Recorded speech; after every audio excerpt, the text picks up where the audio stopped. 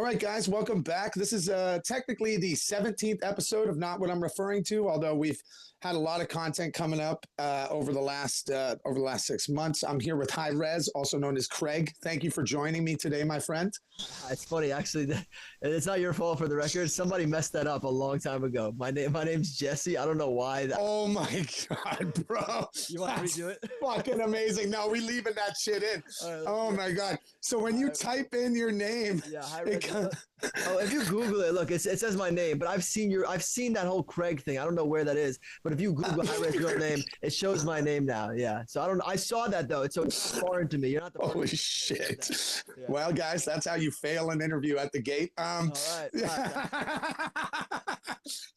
Well, that's kind of there's a synchronicity to that because, we can delve into this. The internet has become a very interesting place. While it does have access to a lot of information, a lot of it is not very good information, and we just got given a fucking grade A example of that. Yeah. If you guys don't know Hi-Rez, he's one of the most talented rappers in the game. And for anyone going like, oh, why is the news guy that rants, interviewing a musician? Because I think music and art plays a pivotal role in the struggles we find ourselves in. And I'm going to kick this off by asking you about Krishna, an artist you work a lot with, who I believe is an Indian rapper, yes? And, so when I say art and music is so important right now, I'd just like to hear your take on that and how it can cross those, social barriers that have been put up. I'm just going to let you take the mic, my man. Yeah, for sure. I've lived so many, I'm 30, but I've lived so many lives, like career-wise, since I'm 13 years old. That's when I started YouTube. I started YouTube 2009, 2010, something like that. Yeah. And same with Twitter. So I've been on the internet for a long time, since the internet was like social media was really a thing. I really took advantage of that early on. I started off early on a website called DatPiff, which was basically free music. People downloaded. So I had hundreds of thousands of downloads, which was a big thing back then. Like you didn't just pay $4 or $5 and you could just listen to whatever you wanted. You actually had to know the artist was good. I really liked him. Like you had to be really invested to an artist in order to want to download it, unzip it, plug in your iPod or your Zune or whatever it was. Bring it to your phone and stuff like that. So you really had to be invested. You couldn't just be like, let me check out this song. Okay, I don't like them. Let me check out that song. I don't like them. Yeah. So I had hundreds of thousands of fans at that time when I'm 15 years old. I'm in high school still. Wow. That's where it started for me. And then I got signed to Sony when I was 19 or 20 years old. And I ended up getting dropped after one album because this was kind of in between the stages between Spotify and Apple didn't exist yet as far as streaming goes. So for me, I remember I did like 10,000 album sales at 20 years old. 10,000 at $10, still $100,000, right? But that was the fail. That was the fail to them because like the whole model, the whole business model, like wasn't working out. You know how labels are. You heard all the stories, right? Oh yeah. Everything could be I didn't even see a dime of that. I got like $10,000 to sign it. And don't get me wrong, I still blame the artist for signing bad deals. That's my fault, right?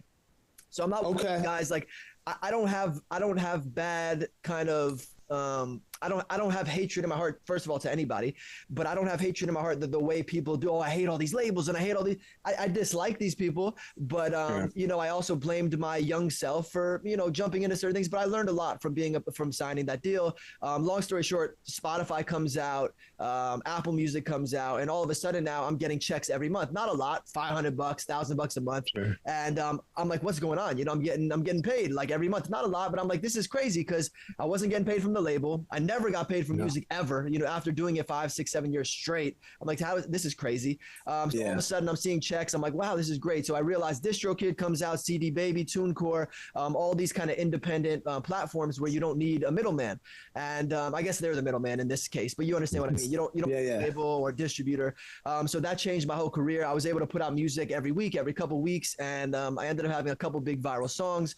And then another thing I did kind of going into the next stage of my career, this was back in 2015, 2016, I rapped at a McDonald's in Times Square. It went super viral. It was like, let me get back to 2 apple pies, a little bit. I've seen the video. Yeah. Everyone jacked my video. It went everywhere. It was like one of the. This was when viral videos were only once a week. It wasn't TikTok. Yeah. No, trust me. Things were different. Things were different back then. One viral video per week. That's it. Like everyone knew that video of the week. That's right. it was on the news. It was everywhere. You know what I mean? So for me, that was it. And then I started doing these viral videos. I started actually at the time I even was doing these Uber videos where I was an Uber driver rapping for passengers. Went mega viral. So I was doing all these viral videos, and I was able to kind of use those videos to push my music. Right. So these are all the different lives I've lived. 2020 comes along. This is where you and a lot of other people found me. 2021 and 2020, COVID and yes. And I never was overly political. I never considered myself conservative. I was pretty socially liberal, I guess, because that was just what 19-year-olds were and 21-year-olds. It's an artist vibe too, brother. It's almost like you know, I've written some novels, you know, and I just want to speak on it too. Like, you know, getting those checks, starting to make money from art is really a crazy thing. Because I mean, how many artists out there? Like I said, you put in 7 years. Until you saw it, and a lot of people put it in and they never see it. So it is such a crazy accomplishment. So I mean, and it sounds like you're an innovator. You found these ways to fucking break through the mold, right? Like you found like the Uber thing, the McDonald's thing. These are unique things that people weren't doing, and I think that's what's helped you get to where you are now, my man. Thank you, man. Yeah, it's I've always reinvented myself, and I never did it like with the intention of, oh, this isn't working, I need to do something else. Right. Just, you know, I'm just, like you said, I'm just an artist. And, you know, when you start professionally, truly, like I didn't go to college. I like my girlfriend, who's my wife at the time, she had to drag me through my last year to basically even finish high school. Right. Cause I just knew I was going to be a musician. I knew that no matter what, I was going to be an artist and musician and creator. And I do so much more now in tech and a lot of other stuff that we can get into. But, you know, I've lived so many of these different lives in a short period, and 2020, 21 comes up, and I never was overly political. Like I said, just being a young kid, and you know, it's like it was the cool thing to be liberal as a teenager. It always is, right? You're a young, you're liberal, right? Like it's changing now. We're witnessing a big change, you know, all over the world. But that was just the normal thing. So I was very cautious when I saw people, especially Democrats and liberals, they were pushing for mandates and pushing for lockdowns and pushing for all these things, and it didn't remind me of the Democrat Party that I knew. It didn't remind me of liberals. There it is. Like, and I think you just hit the nail on the head. Like we're experiencing a seismic shift in ideology, where, like you said, it was cool to be liberal because liberals question things. And as a kid, as a young rebellious, you know, here in North America, we all got that rebellious streak in us. I think it's because we're never faced with real challenges. So like, not to say like we all have problems, that perspective is everything, but it's like, you know, we're not dealing with first world problems. You got it. You got what I'm saying, right? So we create this rebellious thing, I think, in youth to like make shit hard for us. It's like we almost feel guilty. So, you know, and then now you see liberals, and listen, we're going to get into all this, and I'm so excited to hear your takes on some of these things, but it's like, you know, it's like you said, a classic Democrat questioned government and questioned mandates. And you have this total shift now where it has kind of shifted the axis. And you have people, you know, another fella I've talked to, Chris Webby, very similar kind of trajectory, and like same thing. He turned Webby's like, a good friend. no shit. Okay. Awesome. Yeah. Yes, he is. So yeah, we're going to be careful too with our language, because the interview I put up on YouTube with Webby got axed pretty quick. Yeah. Oh yeah. So it is on Twitter, guys, if you want to check it out. Anyways, yes, we're living in times where the pendulum has shifted. It looks like this whole plandemic, whatever you want to say, it looks like it backfired. It looks like it opened people's eyes and has created a whole new dynamic. I mean, at the same time, you're still chugging along. You're making great music. And we're going to get back to the political side of things. But out the gate, I want to ask you something that I've always wondered, and something that I really do believe is, why is independent underground rap, hip hop so much better than mainstream music?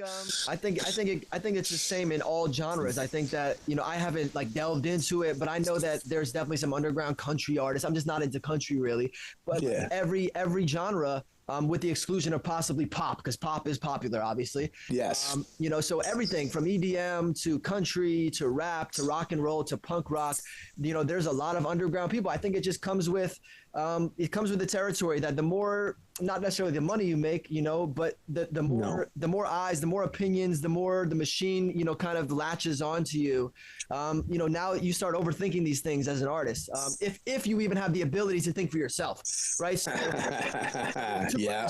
options. Either someone's doing the thinking for you, or if you are in a blessed position to still be allowed to think for yourself, you're now, and this is where I've been in my position. And as I grow, as I've made money, as I've had, you know, more eyes and more fame, this is the position I've been in. Is sometimes I find myself creating music for people rather than for myself, because now that's what you're doing, right? When you first start, for you, it's for your family, it's for your friends. That's right. It's for your inner circle. You know, I started like rap battling with friends, just like everyone, you know, all these stories, and I started doing all these, it's very organic and authentic. So I did what I wanted. There was no money involved. As soon as I saw a check, you know, I think that's probably the first time that it clouded my mind a little bit. I was like, wow, this worked. Let me do it again. Let me do it again. Yeah. That vicious cycle, for sure. Balance that, but I find myself finding as I become I'm a dad, a recent dad, as I become an adult, as I become, you know, just more a mature man, I find myself being okay with the fact that it's a business, it's an art. I am my own entity. You know, I'm the business. That's right. I'm also an artist. I'm all these things. So, like I said, I'm also a dad. I'm also a husband. I'm also a son. So finding that balance over the years has been extremely difficult. But in the last few years, especially, I kind of am grateful that I had that chance when it came to COVID, to being locked down, locked in my home. Think, what do I want in life, right? Oh yeah. You know, thank God I'm in charge of myself. I didn't have to get forced vaccinated. I didn't have to do any of that wild stuff. That's right. Not everyone did. You know, I feel for some of those people that, you know, they really needed to put food on the table for their families, and you know, they were put in between a rock and a hard place. But to get back to my point is, you know, I've been finding that balance in my life where I'm okay with, let me put out a couple songs that I know these people will like, and then a few songs that I know I'll like. I don't care if anyone likes this. So I find that balance between, I know what works, and I'm experimenting still, you know? And I think there's a level of artistic freedom you get. And I mean, you know, and with the added pressure and anxiety of knowing that you're a tennis player out there, you're golfing. There's no team to blame it on, you know, like, right. So having said that, I mean, you talk about, like, you're absolutely right. I love that dichotomy you talk about, where like a lot of authors, their first novels about themselves one way or another. Right. And you talk about those first songs you made were for you. It's almost therapy, and in the end it remains therapy. Art is the reason I'm still here, man, like, for real. You know, that song, whatever. And on that note, you've got some new projects in the works. I'm listening to Homesick with you and Jeremy Myers. I just great song, by the way. Everyone should add that to the playlist ASAP. You'll catch some feelings, for real, especially if you've gone through divorce, and Lord knows in the modern day world most of us have had something like that. So is there, you know, I just want to let you kind of pump that up for a second. You want to talk about these new projects you're working on, and then we're going to get into some more deeper stuff, but take the mic, my man. Shout out to Jordan, bro. He was just kind of, we met through a friend who was already filming my videos, you know, for a long time. And he was in a place in his life where this guy plays 5 instruments. He has perfect pitch. He could sing. He mixes. He masters. He records. He's one of the most talented guys I know. And, awesome. You know, I'm one of these guys that, like, I've gotten by on, I don't want to say just rapping, but like that's my instrument, right? I'm not out here playing. I'm not a classically trained musician. No, but you are a great fucking lyricist, my man. Thank you. Yeah. That's kind of how I've gotten far. Is you know, people resonate to my words and resonate to my life and resonate to my story. So, you know, not to downplay my stuff, but my whole career, I had bad management, I had bad producers, and not to shit on everyone, I've had good people along the way too. For sure. But it never clicked, right? I had bad videographers. You know, some were evil and some were incompetent. You know, some were, that's it, you know, it's like the government. You don't know which one are they? Are they stupid? Do they know what they're doing sucks right now? Yeah. And it doesn't matter because my friend Zuby said it the other day on Twitter. I love that guy. He's always logical. I know you know him. Everyone loves logical takes. And he said basically this. He goes, it doesn't matter if the person's stupid or evil, because the outcome is usually the same, right? It doesn't matter. And so that goes back to what I was saying is, I had some of these evil people along the way, these bad managements, bad producers, bad this, bad that, bad lawyers. Yeah. People have heard the story time and time again in the industry. It's nothing new. For real. But what I was missing was just a good team of people that have a shared vision. And, you know, sometimes I had people around me that every time we were around each other, they'd be like, yo, did you see what Logic did? Yo, did you see what, even Webby, shout out to Webby, yo, did you? So everyone's watching somebody else. Yes, sir. I never wanted to watch other people. I wanted, and shout out to him. I like Logic. I like Webby. These are guys I know over the years. 100%. I just giving you them as example. G-Eazy, and there was always somebody new. Tom McDonald's a new one that people will always bring up to me. And it's not even about their artistry. I love talking about them. I love checking out what people have going on. But also, I'm locked. I need my team. I need my videographers locked into what I have going on. I need my producers locked into what I have going on.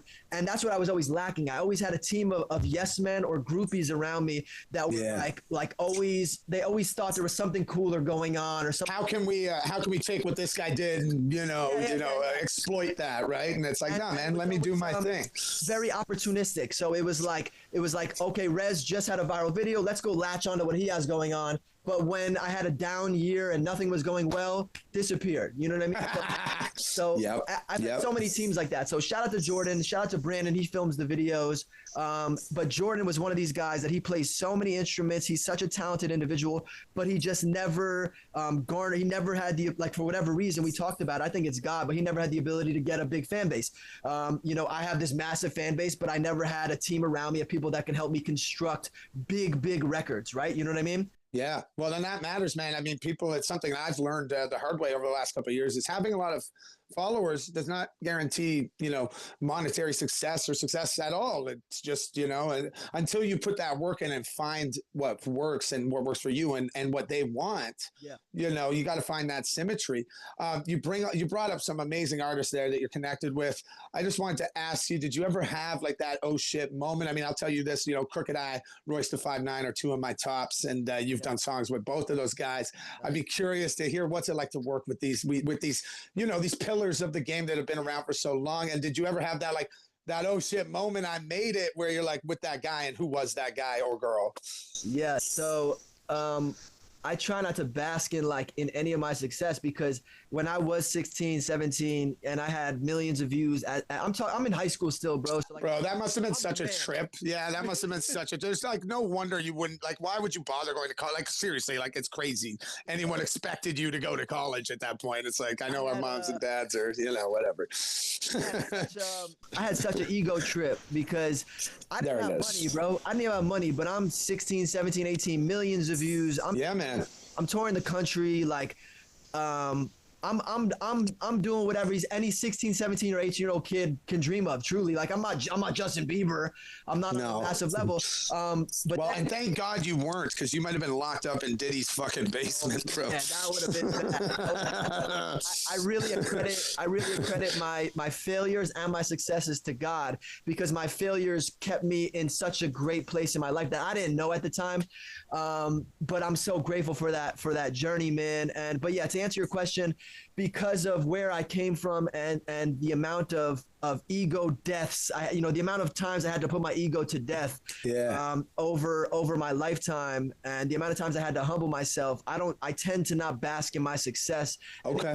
Anytime I get it now, anytime I have a big record that's moving, I tend not to look at the numbers too often. I don't even check my messages anymore, because I do every once in a while, because we live in this world where our algorithm and our messages, it can really blow our heads up that all these, we won't look outside. This whole world is for me.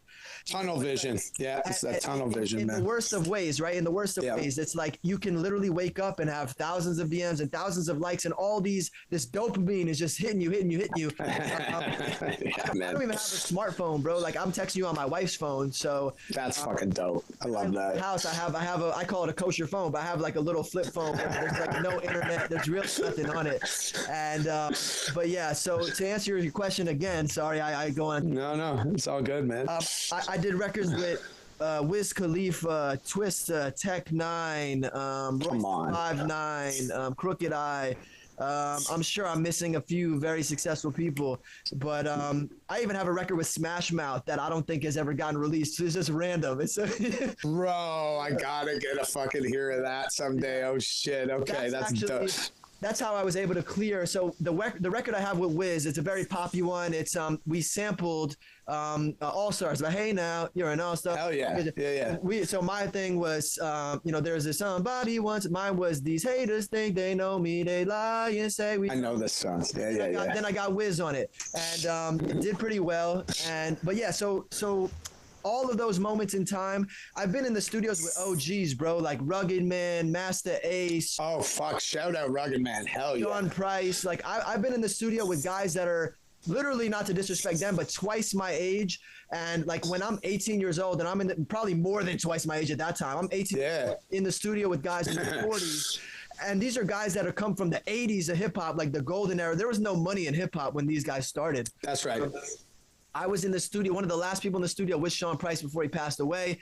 I have beats and production from guys that produce for Biggie Smalls. Like those were moments like in my childhood that I wanted. Like forget the fame, forget the numbers, the money. Like notice I didn't say, oh, when my McDonald's rap did this or when the numbers is not what made me feel successful. What made me feel successful was like you said, kind of being around people that I remember remixing all of Wiz Khalifa's songs when I'm 14, 15 years old. Yes, sir. And now I have a record with Wiz Khalifa, and I'm like, wow, that's, it's a trip. I got these songs, and I have these underground songs, and I got, like you said, I got songs with one of the biggest rap artists in India, Krishna.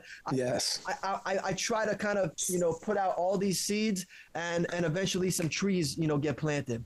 Well, hell yeah. And then, a byproduct of that is you are bringing cultures together, man, through your art. And I think, I'm not trying to pump your tires, but that's one of the most important things we need in this world right now. I guess, God, it's great talking to someone with my own mind, the chaos, the tangents, because I got two ways I want to go with it. So where I'm going to go with it right now, you've talked about God a couple times now. Can I just ask you, were you ever an atheist?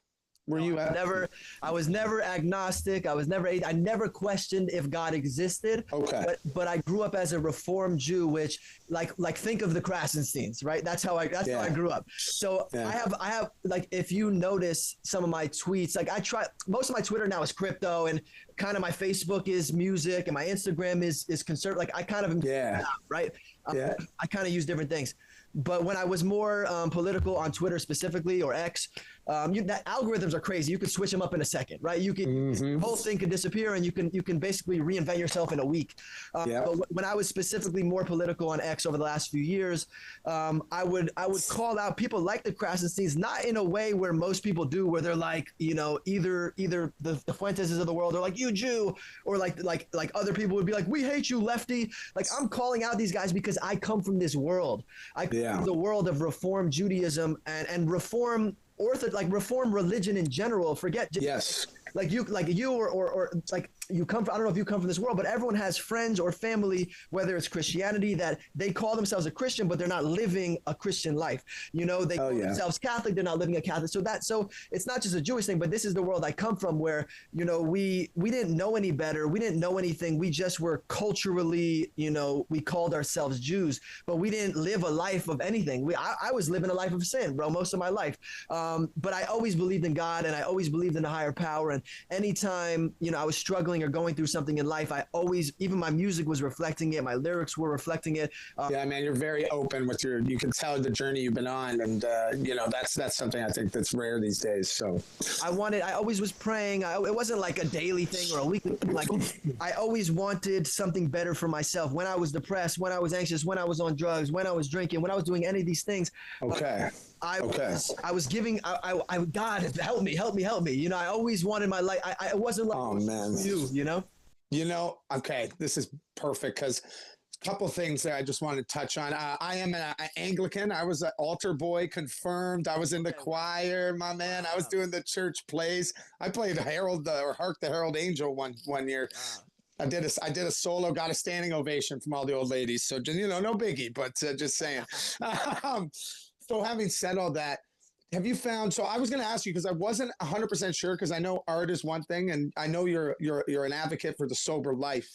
And I was going to ask you, had you struggled previously with addiction? And I think I got my answer there just now, but I don't know if you want to speak on that at all. Yeah. So, I try not to, only because I know how hard people have it, and I've heard, especially people that have messaged me because of my music. Yeah. I've seen and heard the wildest stories from from people that died twice and got revived, and their whole family abandoned them, and they're homeless for a long time, and they were on meth, and like crazy stories. So not to downplay my own struggle, but I don't like to tell people, oh, I was an addict or I was this. Although, on the flip side, you have to also be truthful with yourself when you are living a life. Like if you struggled with pills, which I did, you are constantly, I guess, recovering from whatever that is. I'm in a position where I'm not tempted as much as I was back in the day, because I'm in a better place in my life. But I also know that God brought me out of that, and He can bring me back. It's just, God, it's Satan at the end of the day, but God still, my belief is God's in control of everything. And like I said, when I struggled or when I went through something bad, it was because it brought me to something good. So if I need to be brought to a terrible place in my life, I know that God's bringing me there for a reason. Although I still have that accountability and that free will. I'm not just throwing it out there and saying I can go do drugs because it's going to be good. It's God's will, God's plan. I'm not suggesting that. But what I'm suggesting is, a lot of people had a lot worse. So I kind of tread lightly when I discuss my own issues. But I was self-medicating, right? I never was out there blacking out every day drunk. I wasn't taking a ridiculous amount of pills until I didn't want to die. I didn't want to kill myself ever. Even when I was like depressed or suicidal, as people to say, I didn't want any of those things. A lot of people, they want to die, bro. Like, I want to die. I want to actively try to kill. I never wanted that. I was like in this limbo in between period. My music a lot of the time talks about that. I think a lot of people can relate to that. Is like, I don't want to live, but I don't want to die. I don't want to be awake, but I don't want to be in a coma. Like it's this limbo period. I don't want to be out of my mind on drugs and pills, but I don't want to be sober. That's how a lot of us live, right? So I found myself self-medicating, and I always it started with, and this is why I hate pharma. It started with legal prescriptions, and I had a surgery, and I tried it, and I liked it. The fucking Sacklers, bro. I'm very familiar. And then it got me in that loop, and then eventually I was struggling as a 19, 20, 21-year-old kid. My friends are in school. I'm struggling with my romantic relationships, with my relationships with my family, with my parents. I have no money. I'm going from couch to couch. I don't know if I'm going to make it in this business with what I'm doing at all. I put in 7-8 years, like I said, at that time. I have nothing to show for a decade of work. So now I'm like, okay, I'm interested in promethazine and lean and all these things rappers are talking about. And I start trying pills, and I started getting a little bit comfortable. Okay, now I'm carrying around Xanax on me, and now I'm taking Oxycontin. I'm getting comfortable. But then I got to a point where this story's fairly out there. I took a pressed fake. I started getting it from fake pills now, right? I started getting stuff from the streets. Sir. As soon as I started doing that, I took one that was laced with fentanyl, and this was only a one. That's it. I took one, and that's all it can take. So I thank God it's been probably 7, 8, 9 years maybe. And I don't, the fact that I don't know the date, it tells you enough. I'm not like, it's been 7 years, 3 months and 18 days. Right. And that's not the shit on anybody that's like, no. But I basically, when I quit something, I quit it. You feel what I'm saying? So, so I quit that. It's been a very long time. That was a eye-opening experience for me. I'm like, wow, I could have died and I didn't even want to die. No. And that's a tragic thing. And it's happening right now. Probably this very minute, sadly. Man, Mac Miller, he's somebody I knew. We weren't friends, but I knew him very, pretty well. Lil Peep, I didn't know him, but all these people started dying around, the time that I was also, involving myself with these things. And it just felt like a really eye opener to me when I saw like friends of mine die. I saw, rappers die. And I was just like, I really don't want to be next. So I really kind of got my life together one day at a time. And in recent times too, I would say maybe 6 months, I also haven't drank. I never had a big drinking problem, but it was casual and I didn't want to drink casually, so I started everything, that's it. That's basically my whole backstory on that. And man, you found your own way about it, and we all deal with these things differently. And I'm gonna just give a little bit of my own kind of take on things, and then just bounce it off you. Like, I've had an interesting journey. I definitely separated myself from God. I was reading Hemingway and T.S. Eliot and Joseph Heller, who I mean, legendary literary authors. But they told me God was dead, Yep. and yeah, and I took that in a very, very kind of artistic way and serious way. And I wasn't happy where I was with life. So it was easy for me to say there is no God. And I think that's something that, like, I wonder sometimes, and honestly, now that I'm doing something I actually feel happy about and proud about, I almost feel like it now my mind has rewired itself to be like, well, there must be something more to this. And I wonder sometimes if God is self-satisfaction, if God is something where if you're happy with who you are and what you're doing, you find that purpose. And when things aren't going your way, you're like, well, this is just chaos. Nothing fucking matters, and it's an easy way to like just, write it off. So I'm curious when you went on this, when this defining moment kind of happened with this bad pill, and did you find your connection with God became stronger at that point? I don't know if I can. I don't know if I remember if it was that exact moment, but I would say that time period in my life definitely strengthened it. I would say, believe it or not, of all the struggles and all the things I've been through, and I think a lot of people can relate to this. This is why what you said earlier, instead of the Great Reset, it kind of became this Great Awakening.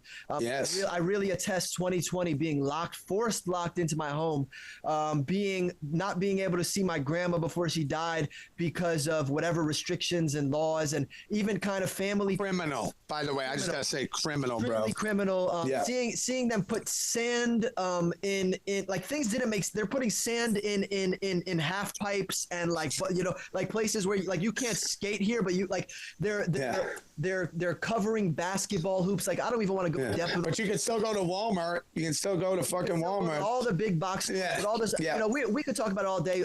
You and I both know what happened, and I'm happy to go on further. But those were the things that really strengthened my relationship with God even more, because I just looked. I already had a relationship with God. It was open. It was there. But as soon as I was forced to sit down and look myself in the mirror in 2020, 2021 and ask myself, what do you want in life? Do you want to be married to your girl? Yes. Do you want children?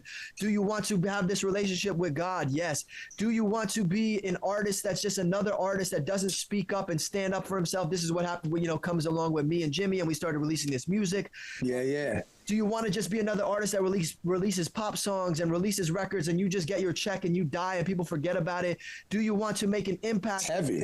So I started looking at myself and having these conversations with God and with myself. And, my grandma died around that time too, and she was the only one in my family that kept any sort of culture to Judaism at the time. It still was fairly reformed, but because of where she comes from, 90-something years old, and we're talking the 20s, reform back then didn't exist. Everyone was still closer with God. The further we got away from these times, the further we got away from God.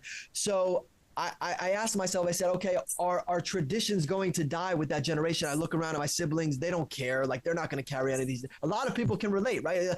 They like their parents die or their grandparents die, and culture and traditions die with them. And so I forced myself to say, like, is it gonna happen with you? And I really got a lot closer with my religious community, Orthodox people, actually people who care about God and care about traditions and religion, and good people. I'm not saying that everyone's good in this world, but I got close with some good people, and now I'm like the rabbi of my family. Like, they come to ask me questions, and I'm by no means qualified to do that. But it just gives you an example of where we come from, where the only thing we knew was like we like Chinese food on Christmas and Adam Sandler. Like, right. Wow. Like we had no culture, bro. It's like matzo ball soup and Adam Sandler was that's it.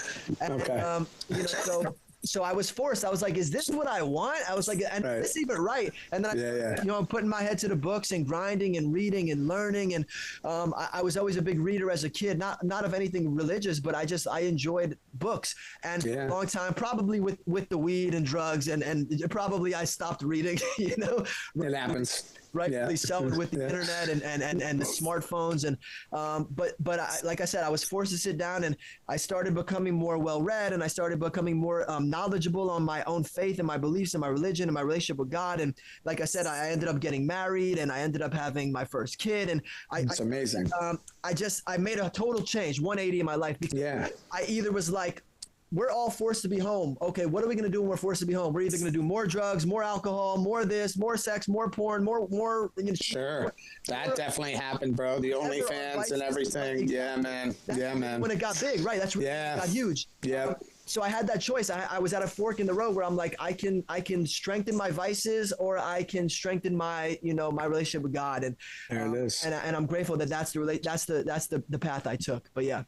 So as I'm going to ask you this. It's kind of a two-parter, but I think there's a more important part. Okay, let's just do this. What is God? What is God to you? Is God something that transcends across spectrums, race, religion? Like there is. Like I'm curious. I know it's kind of a heavy question. You can certainly, hit me with it. That's my question. Yeah, so the reason I don't mind answering this is it's pretty well known. I guess if you Google it, you can probably figure out each person, like the Christian belief, the Catholic belief, the Jewish belief.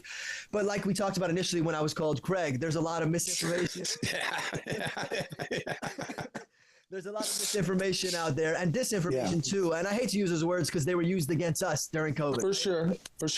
But at the end of the day, it's the truth, and there is a lot of mis and disinformation out there, truthfully. But my belief is, and the true Jewish belief is that there is one almighty God, and there is a universal set of laws to live by. Jews have to live by 630. So when people, I'm gonna dispel this right now. When people say the chosen people, people love to think, and the issue is a lot of like the crowd, like the Jews who don't understand it, the Krasensteins of the world, or even the ones where I come from, they think that, and they look at it and they're like, yeah, we're so powerful and mighty. And it's like, wait, like, so you get to use, and this is a two-parter even on my end, you get to use the Judaism as your victimization card, right? This is where the ADL comes in.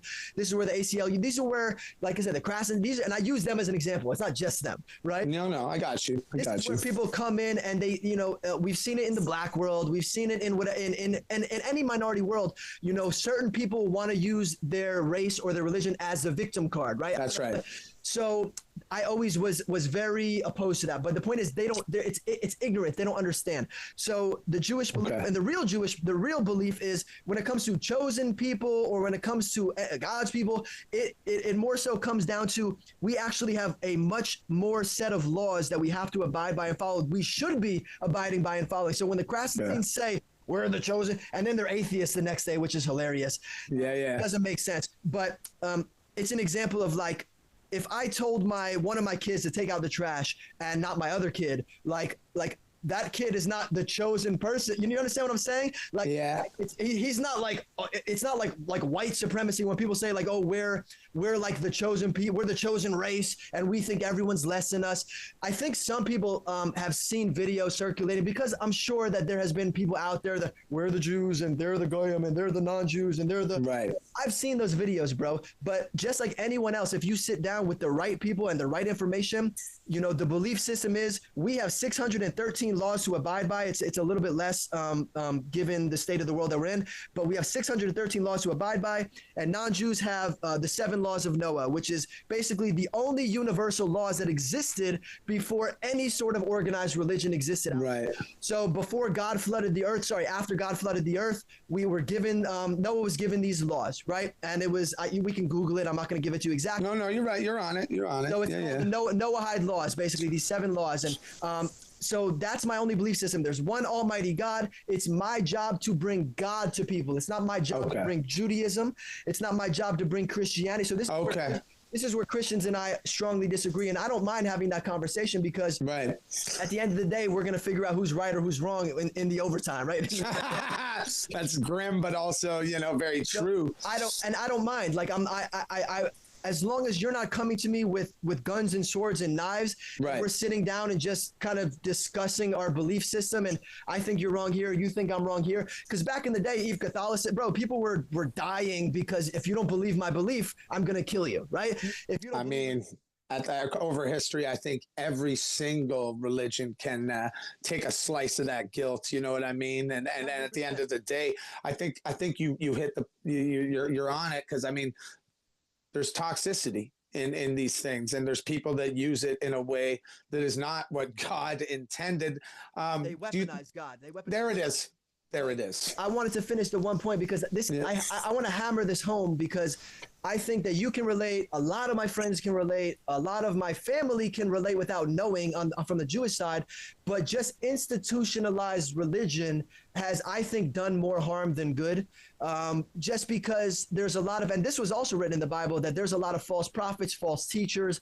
Sure. And I think that it might even be a majority, right? We look at these big mega churches where, like, you know, they drop down a smoke bomb and they put a Venmo code on the screen, and it's like, Chris, and I'm not gonna shit on anybody. Like, if you found God through those things, like, that's incredible. But this is like I said, this is kind of the disagreement between Christians, Jews, Catholics, Islam, whatever. But I want to hammer it home where this is where I think a lot of my friends and family and my fans kind of agree and relate to my music is I believe God can be found, and Christians vehemently disagree with this. Obviously, you can only find God through Jesus. That's what they say. Right. But I believe that God can be found in an incredible amount of ways, in a vast amount of ways. There it is. God, don't get me wrong. I don't believe paganism is the way. I don't think you should start worshiping the sun and the moon and the stars and trees. Right. But if you find God through whatever way you find him, who am I to say, no, that's not the way to find him? You see what I'm saying? I love that you said that, brother. And that's like, God is a thing that I think should be accessible to everyone. And I think you just nailed it with that. So let's get into it. What's it like being a Jewish American right now and dealing with things like, I mean, well, off the top of the head, the Elon Musk thing the other day? What's it like? And I mean, I'll give it a little preface. People think I'm Jewish because I look like Adam Sandler, actually. And so I'll get comments where it's like, shut up. Yeah, exactly. And I'm like, wow, bro. It's like, first of all, I'm not that it should matter, but like, no, I get it. I'm like, so I can't imagine, like, I'm just going to shut the hell up and let you take the mic here on that question, my friend. Yeah, so I think I come from a different perspective in a different world, because I don't look at my Judaism as a hindrance, or I also don't look at it as a social ladder. So right. There's kind of both, right? There's that duality where, like, stereotypes are right, bro, when it comes to almost every religion or race. Like there's truth in them. I think the argument is, should we be using those things every time we meet people? No, probably not. No. But it's important to still acknowledge that these things exist, for better and worse. Some stereotypes are good, right? People are like, black people have big penises and Jews have money, and Asians are smart. Like, yeah, sure. These are positive stereotypes, right? Even if they're not always true. And then there's negative ones. Oh, the Jews run the world and they're all evil, and all Catholics are pedophile. This, and everyone has something, right? And so it's important to not cling on or latch on to either of those, the good or the bad. The same reason I'm saying before is I don't use my Judaism as a way to climb a social ladder in any sort of way. Oh, you're Jewish, I'm Jewish. Let's make sure that we both help each other more than we help other people. And right. And I also don't look at it as a mindset of, like I talked about Krasenstein's or any of these reform, where it's like anytime someone says something, I'm so offended now. Right. I'm so upset. Like, I don't, even if Elon Musk was doing the Hitler salute, I wouldn't personally be offended. I'd be a little annoyed and upset that it was a big stage and whatever. Right. But it more so goes back to, like, I'm pro-America, I'm pro-God, I'm pro-gun, I'm pro-Second Amendment fully, I'm pro-free speech. That's right. When I had my child, I became much more pro-life, not necessarily as far in the Christian sense, but it's similar to Reagan or Trump. It's like with the 3 exceptions: the mother's life, rape, incest, things like that. So, but I became much more vehemently more pro-life.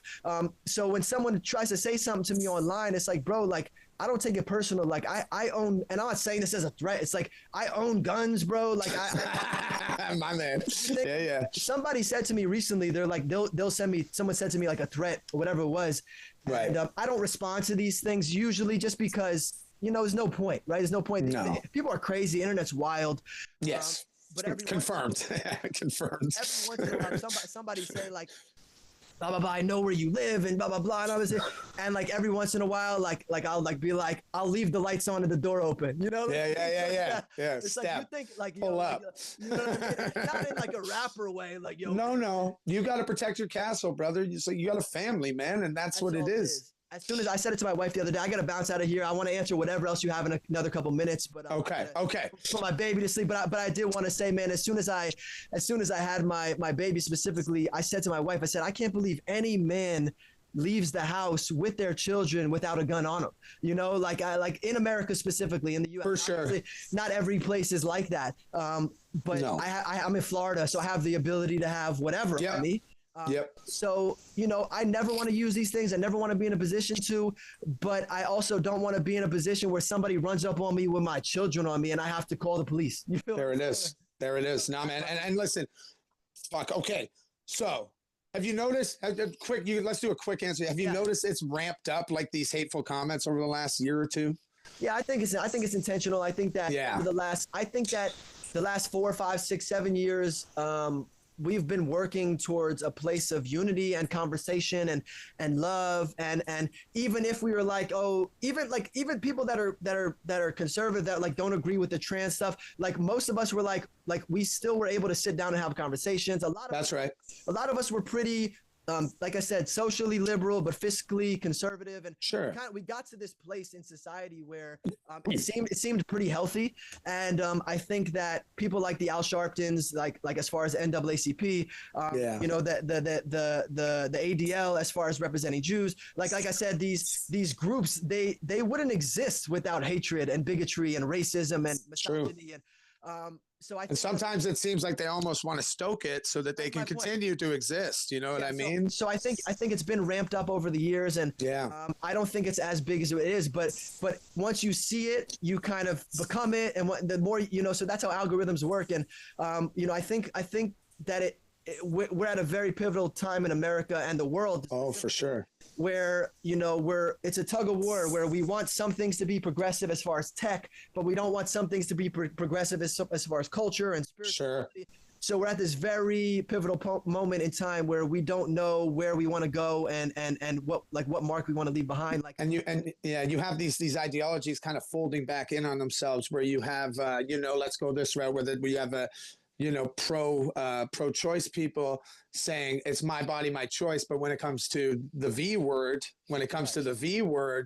all of a sudden that changes, and you should do exactly what we tell you. So I know it's a complicated world, and it's fucking hard to navigate now, man. Because as we've shown with the very tangible examples through this interview, there's misinformation out there. There's a million different voices out there.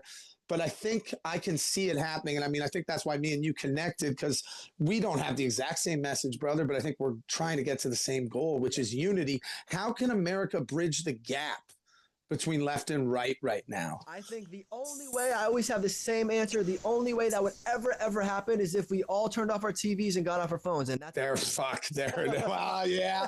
Well, maybe the EMP will go off soon, and we can get back to the sticks and stones and living in caves, which comes with all sorts of other issues. One last question. I know you got to go. Do you have a message for anyone struggling with mental health right now? Just something for someone sitting there thinking those dark thoughts. What's kind of something you would say just to anyone struggling? This I haven't messaged. I used to message it to people all the time. And yeah, if I had one last thing to say to people, for anyone listening out here, and this is something I always said anytime I had time to write back to fans for the last 15 years of my career. And this kind of sums it up. I'm sure I'm going to botch what I used to say, but it's basically, if you're depressed, if you're anxious, if you're suicidal, if you're questioning life, if you're if you have a struggle with anything in your family or addiction, my thing that always helped me out was I created short-term goals, like daily goals, and I started feeling good about myself when I could just check those daily goals off.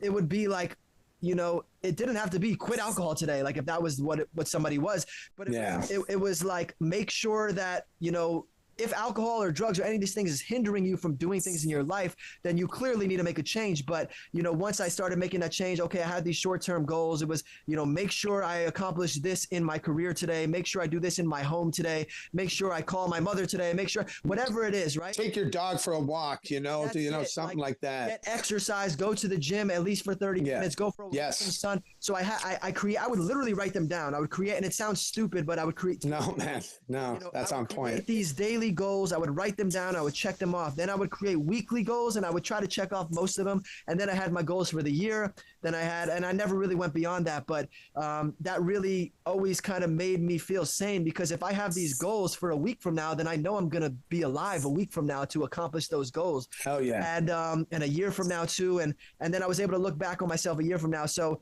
another piece of advice I have for people is, it sounds crazy, but it works, is actually fake smile. Force yourself to smile, and it actually sends endorphins to your brain. And then eventually you start tricking yourself that you're happy. And if you start doing, I'm not saying don't walk around like this, like an idiot, but it's an exercise. It's an exercise to smile and trick your brain into believing you're happier than you necessarily are. And so between these goals and these small kind of things that you can do for yourself, and quitting one vice at a time, you don't need to quit all 10 vices. No. If you're addicted to nicotine and you want to quit, do that. If you're drinking, do that. If porn is a problem for you, some people don't even think that's a problem. It might not be. If someone's, you know, watching. Nah, it's become a problem, and I've never said that before in my life, but it has. It has. 100%. You know, if you're out here watching porn 20 times a day, you probably should, while your wife's sleeping upstairs, like straight up, dial it back, because you know that causes intimacy issuit, and there's a whole bunch of things. So, the last piece of advice I'd say is those things, man. Make some goals, short term and long term. Quit one vice at a time, and that's it, one day at a time. So that's the last. Beautiful. Beautiful. You know, and it's Ricky Gervais says it in one of his stand-ups, where he says life is rough. So if you think of something funny to say it. Laugh, man. Fucking have a laugh, because you know that does help. Thank you so much for coming on today, my man. I can't wait to see what you do next, and the new stuff you're coming out with is fire. I'm gonna be putting links and stuff so everyone sees that on the screen. We're going to do this, man. No matter what happens, I think across cultures, across countries, across religions, there is a movement happening right now. 100%. And we got to remember, we're all on the same side against the ones that want to manipulate us and divide us. And there it is. Absolutely. That's it. Thank you for having me, man. And if you ever you need an extra guest, or so, you know, need someone to fill in, just let me know. I will. I'll be coming down to Miami this year too. So I'll definitely hit you up, my man. All right, brother. Talk soon. Stay safe out there. Peace. Love it. All right, guys. That's it. That is it. Hi-Rez, Jesse, not Craig. Fuck, that was fucking hilarious. That's it. I'm going to end it. And we're going to put this out, and I'll be putting clips up, yada, yada, yada. You know the deal. Peace.